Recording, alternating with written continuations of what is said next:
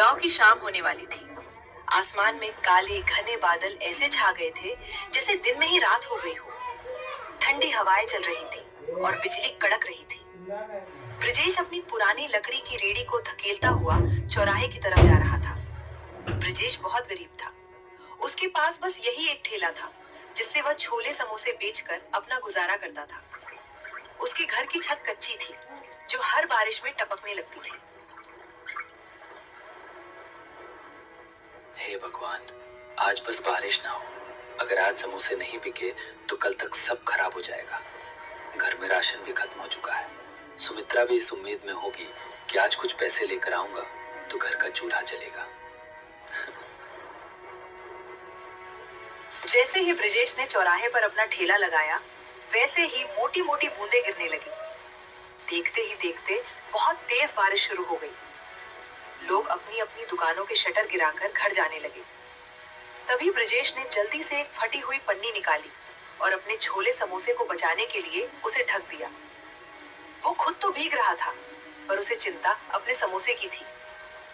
तभी गांव का एक आदमी कालू, जो ब्रजेश के ठेले के पास से जा रहा था, उसने ब्रजेश से कहा, अरे ब्रजेश, ये क्या कर रहे हो? ऐसी आफत वाली बारिश में कौन बाहर आएगा तुम्हारे छोले समोसे खाने? घर जा भाई, वरना बीमार हो जाएगा। कालू भाई, गरीब को बीमारी से ज्यादा भूख का डर लगता है। आज दिन भर से 1 रुपए की भी बोहनी नहीं हुई है। अगर खाली हाथ घर गया तो सुमित्रा को क्या मुंह दिखाऊंगा।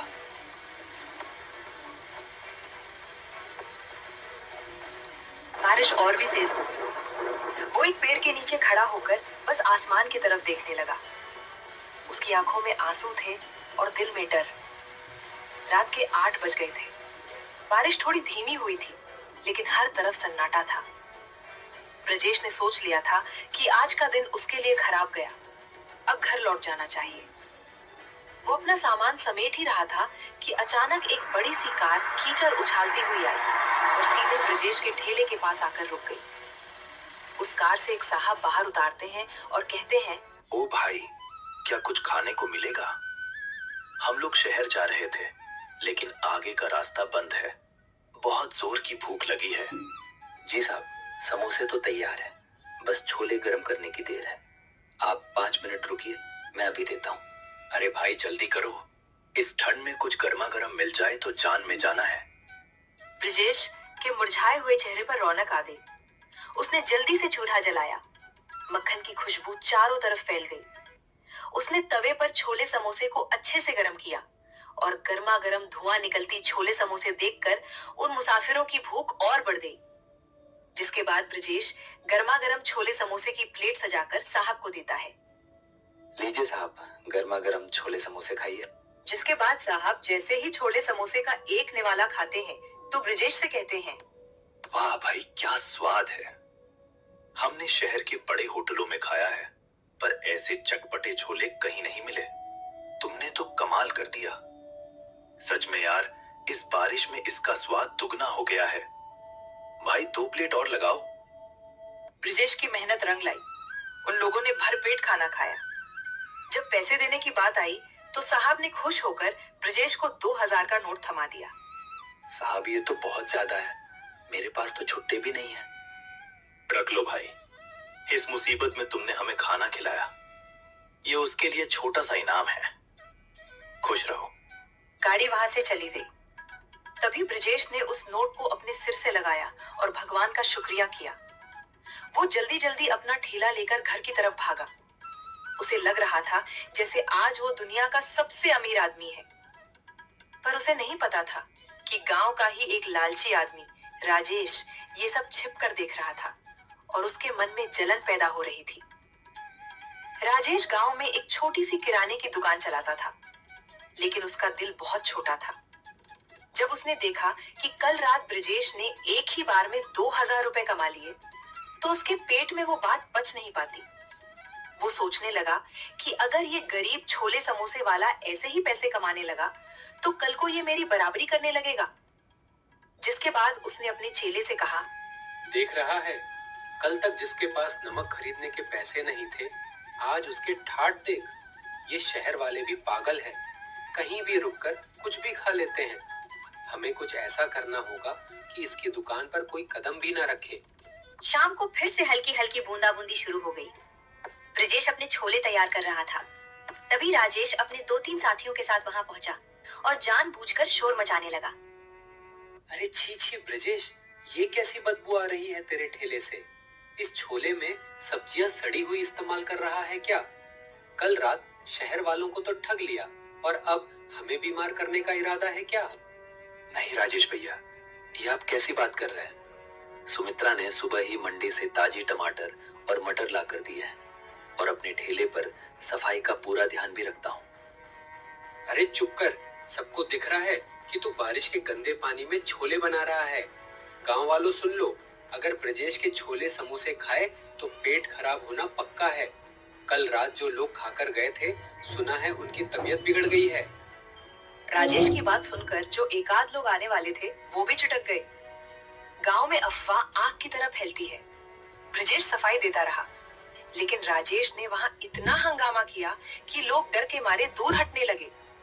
ब्रिजेश का दिल टूट गया। उसे समझ ही नहीं आ रहा था कि बिना किसी गलती के उसे ये सब क्यों झेलना पड़ रहा है। अगले 2 घंटे तक ब्रिजेश खाली बैठा रहा। बारिश तेज होने लगी थी और राजेश दूर खड़ा ये सब देखकर हंस रहा था। तभी अचानक वही गाड़ी फिर से आकर रुकी जो परसों आई थी। गाड़ी से वही साहब बाहर निकले, लेकिन आज उनके साथ उनकी पत्नी भी थी। साहब मुस्कुराते हुए ब्रिजेश के पास आते हैं और कहते हैं, नमस्ते भाई, आज हम खास तौर पर तुम्हारे छोले समोसे खाने के लिए शहर से यहाँ तक आए हैं। मेरी पत्नी को तुम्हारे छोले समोसे का स्वाद इतना पसंद आया कि उसने आज घर पर खाना ही नहीं बनाया। साहब, पर यहाँ तो लोग कह रहे हैं कि मेरी भाजी खाकर आपकी तबीयत खराब हो गई थी। अरे कौन फैला रहा है ये झूठ? हम तो कल से और ज्यादा तरोताजा महसूस कर रहे हैं। बल्कि मैंने तो अपने ऑफिस के ग्रुप में भी तुम्हारी फोटो डाली है। देखो, पीछे एक और गाड़ी आ रही है। वो सब मेरे दोस्त हैं। साहब की बात सुनते ही राजेश का चेहरा पीला पड़ गया। देखते ही देखते वहां 3-4 गाड़ियां और रुक गई। ब्रिजेश ने फुर्ती से काम शुरू किया। ताजे मक्खन और मसालों की ऐसी महक उठी कि गांव के जो लोग राजेश की बातों में आ गए थे वो भी अपनी भूख नहीं रोक पाए। तभी गांव का एक बुजुर्ग ब्रिजेश के ठेले पर आकर बोलता है, ब्रिजेश बेटा, हमें माफ करना, हम इस राजेश की बातों में आ गए थे। हमें भी एक प्लेट छोले समोसे खिलाओ, इसकी खुशबू ने तो भूख जगा दी है। उस रात ब्रिजेश की सारे छोले समोसे बिक गए। राजेश शर्म के मारे वहां से खिसक गया। ब्रिजेश ने आज सिर्फ पैसे ही नहीं कमाए थे, बल्कि राजेश की साजिश को भी नाकाम कर दिया था। ब्रिजेश की दुकान अब गांव और शहर दोनों जगह मशहूर होने लगी थी। हर शाम उसके ठेले पर भीड़ जुटने लगी थी।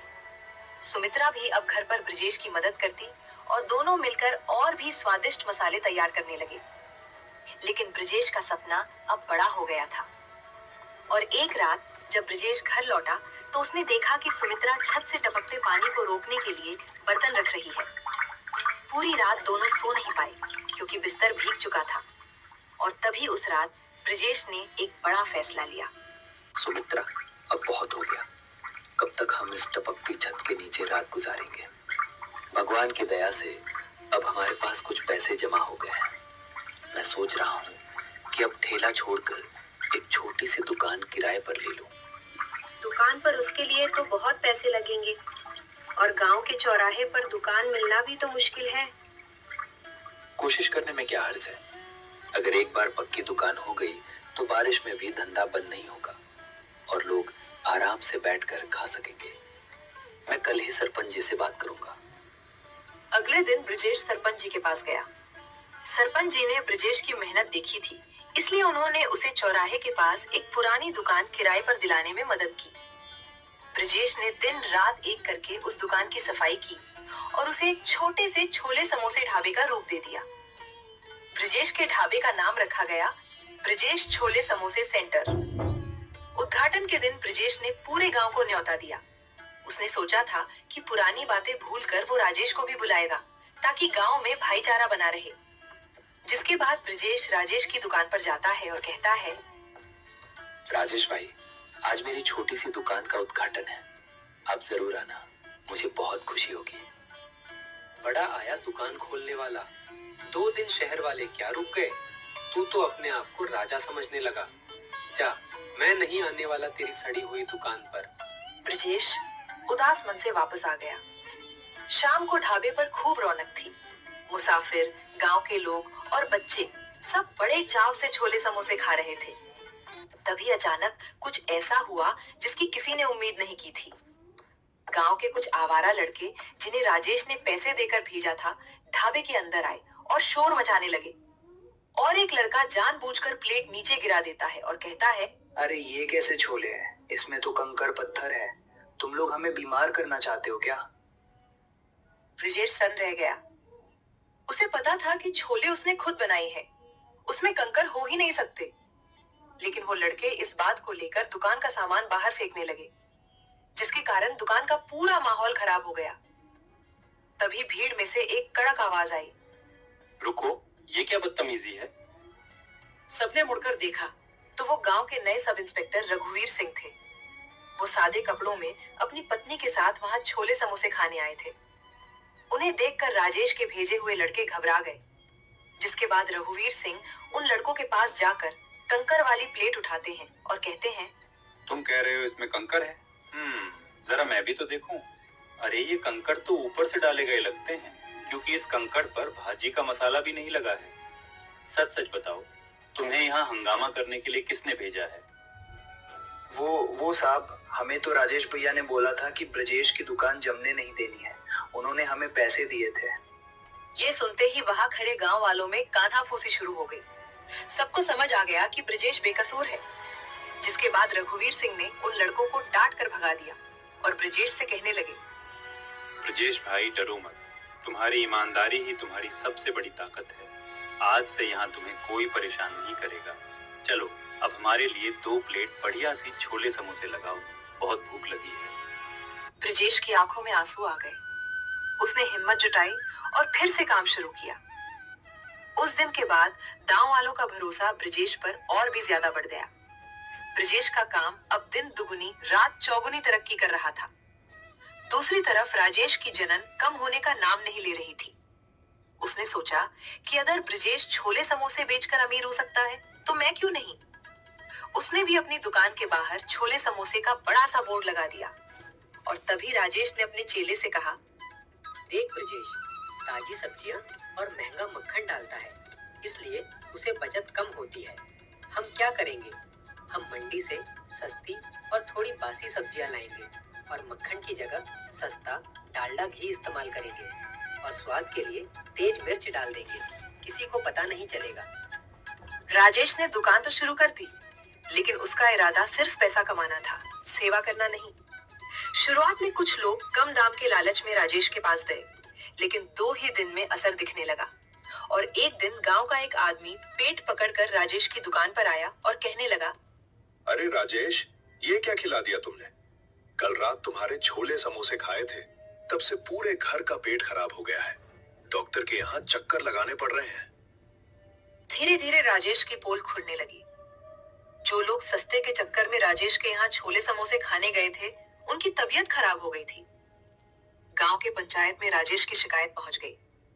सरपंच जी ने राजेश पर भारी जुर्माना लगाया और उसकी दुकान कुछ दिनों के लिए बंद करवा दी। राजेश को लालच की बहुत बड़ी सजा मिली थी। राजेश की दुकान बंद हो गई और पूरे गांव में उसकी बदनामी हो गई। दूसरी तरफ ब्रजेश ने अपनी मेहनत से न केवल गांव वालों का दिल जीता, बल्कि अब दूर दूर से लोग उसके छोले समोसे का स्वाद चखने आने लगे थे। लेकिन ब्रजेश का दिल आज भी उतना ही साफ था जितना पहले दिन था। ब्रजेश का छोटा सा ढाबा अब छोटा पड़ने लगा था। शहर के एक बड़े अखबार में ब्रजेश की कहानी छपी कि कैसे एक गरीब छोले समोसे वाले ने अपनी ईमानदारी से अपनी किस्मत बदली।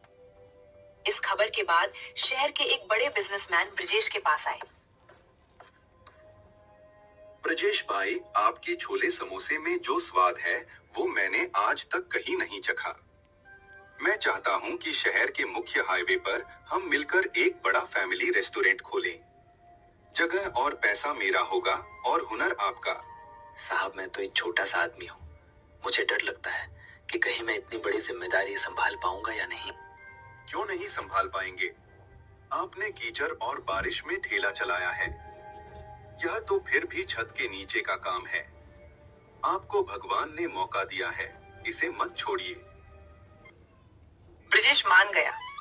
कुछ ही महीनों में हाईवे पर एक आलीशान ढाबा तैयार हो गया, जिसका नाम रखा गया ब्रिजेश के असली छोले समोसे। अब ब्रिजेश के पास काम करने के लिए कई लोग थे, लेकिन वो आज भी खुद खड़े होकर छोले का मसाला तैयार करता था, ताकि स्वाद न बदले। ब्रिजेश अब एक बड़ा आदमी बन चुका था। उसने गांव में अपने लिए एक पक्का और सुंदर घर बनवा लिया था। एक दिन जब वो अपने पुराने गांव के चौराहे से गुजर रहा था, तो उसने देखा कि राजेश अपनी दुकान के बाहर बहुत उदास बैठा है।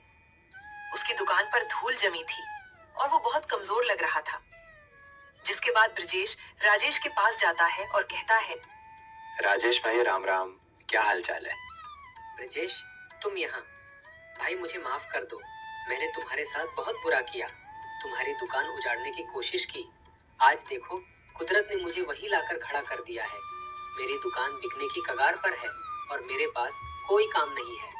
पुरानी बातें भूल जाओ राजेश भाई। इंसान गलती का पुतला है। मुझे आपसे कोई शिकायत नहीं है। अगर आप चाहें तो मेरे नए होटल में स्टोर मैनेजर का काम संभाल सकते हैं। मुझे किसी भरोसेमंद आदमी की जरूरत है। तुम सच में महान हो ब्रिजेश। मैंने तुम्हें गिराना चाहा और तुम मुझे सहारा दे रहे हो। मैं वादा करता हूँ, अब कभी लालच नहीं करूंगा और पूरी ईमानदारी से काम करूंगा। ब्रिजेश ने राजेश को गले लगा लिया। गांव वाले ये देखकर दंग रह गए कि कैसे एक गरीब छोले समोसे वाले ने न केवल गरीबी को हराया, बल्कि अपने दुश्मन को भी अपनी अच्छाई से जीत लिया। ब्रिजेश की कहानी हमें सिखाती है कि बारिश चाहे कितनी भी तेज हो, अगर इरादे पक्के हों तो सूरज जरूर निकलता है। तो दोस्तों, आप लोगों को ये कहानी कैसी लगी, कमेंट करके जरूर बताएं और ऐसी कहानियों को देखने के लिए वीडियो को लाइक करें और चैनल को सब्सक्राइब करें।